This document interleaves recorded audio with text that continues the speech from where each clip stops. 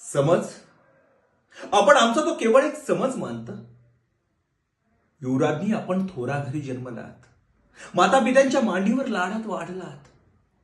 आबासाहेबांच्या लाडक्या सुनबाई म्हणून आजवर मोठ्या थाटामाटात रायगडावर वावरलात. तुम्हाला आमच्या पोरक्या जीवनाची दर्दभरी कहाणी नाही कळायची.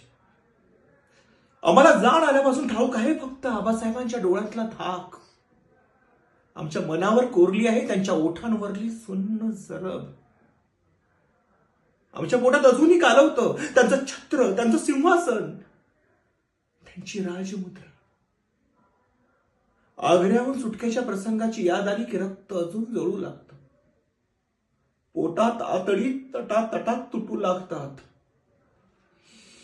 8 वर्षांचा कोळा पोर रानावरातून उन्हातानातून दिवस रात्र पळताना अजून आमच्या डोळ्यांसमोर स्पष्ट दिसतोय. अंगात ज्वर भरला, पायाला टरटरून फोड आले, तरी तरी हुकीच नाही.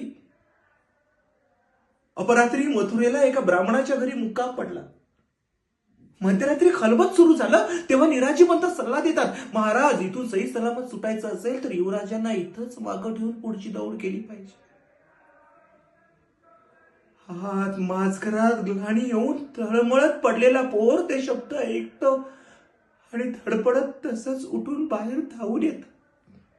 महाराजांच्या कमरेला मिठी घाली दिनवाऱ्या मुद्रेनं हंबरडा फोडतो, आबासाहेब, आबासाहेब, आम्हाला एकट्याला टाकून तुम्ही नाही ना जाणार. आबासाहेब एक शब्दही बोलत नाहीत. आपल्या पोलादी बोटाने त्याची मुकल्या हाताची मिठी सोडवतात आणि माझघराकडे पोट दाखवतात. शेकडो कोसांची पायपीट बिन तक्रार करणाऱ्या पोराचे पाय ओसरीवरून माझघरात जायतो पांगळे होतात. त्या रात्री महाराज निघून जातात, न भेटता न बोलता.